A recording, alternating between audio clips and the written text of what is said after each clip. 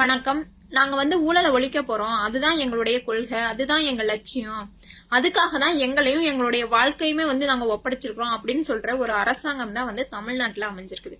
உண்மையிலே நல்ல விஷயம் தான். இப்படி ஒரு அரசு தான் அமையணும்னு சொல்லி மக்கள்லாம் பெருவாரியா எதிர்பார்த்தாங்க. ஆனா இந்த அரசு சொல்றது ஒண்ணாவும் அவங்க நடந்துக்கிறது வேற ஒரு ஒண்ணாவும் தான் இருக்கு. அதுதான் இதுல இருக்கிற ஒரு முக்கியமான பிரச்சனையே. ஏன்னா ஊழலை ஒழிக்கணும் அப்படின்னா வெளிப்படைத்தன்மை அப்படிங்கிறது ரொம்ப ரொம்ப முக்கியமான விஷயம். ஆனா அது இந்த அரசு கிட்ட இருக்கா அப்படின்னு சொல்லி கேட்டா தெரியல. இது தெரியலன்னு இல்ல, உண்மையிலேயே இந்த அரசு கிட்ட வெளிப்படைத்தன்மை அப்படிங்கிறது சுத்தமாவே இல்ல. மத்த விஷயங்கள்ல கூட விடுங்க, முதலமைச்சர் சார்ந்த விஷயங்கள்ல கூட வெளிப்படைத்தன்மை அப்படிங்கறது சுத்தமாவே இல்ல. தலைமைச் செயலக வளாகத்துல இருக்கிற நாமக்கல் கவிஞர் மாளிகையில முதலமைச்சருக்கு புதுசா ஒரு ஆபீஸ் ரெடி பண்ணிட்டு இருக்காங்க.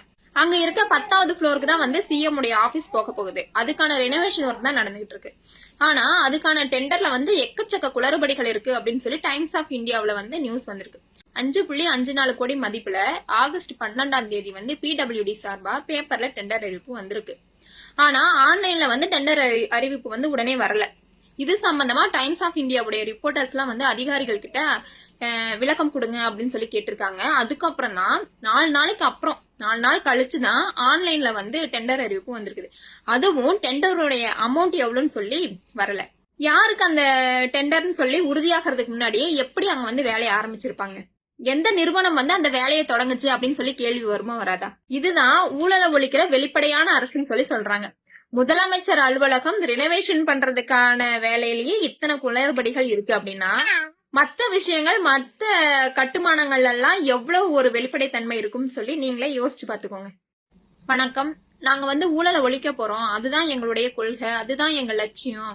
அதுக்காக தான் எங்களையும் எங்களுடைய வாழ்க்கையுமே நாங்க ஒப்படைச்சிருக்கிறோம் அப்படின்னு சொல்ற ஒரு அரசாங்கம் தான் தமிழ்நாட்டுல அமைஞ்சிருக்குது. உண்மையிலே நல்ல விஷயம் தான். இப்படி ஒரு அரசு தான் அமையணும்னு சொல்லி மக்கள்லாம் பெருவாரியா எதிர்பார்த்தாங்க. ஆனா இந்த அரசு சொல்றது ஒண்ணாவும் அவங்க நடந்துக்கிறது வேற ஒரு ஒண்ணாவும் தான் இருக்கு. அதுதான் இதுல இருக்கிற ஒரு முக்கியமான பிரச்சனையே. ஏன்னா ஊழலை ஒழிக்கணும் அப்படின்னா வெளிப்படைத்தன்மை அப்படிங்கிறது ரொம்ப ரொம்ப முக்கியமான விஷயம்.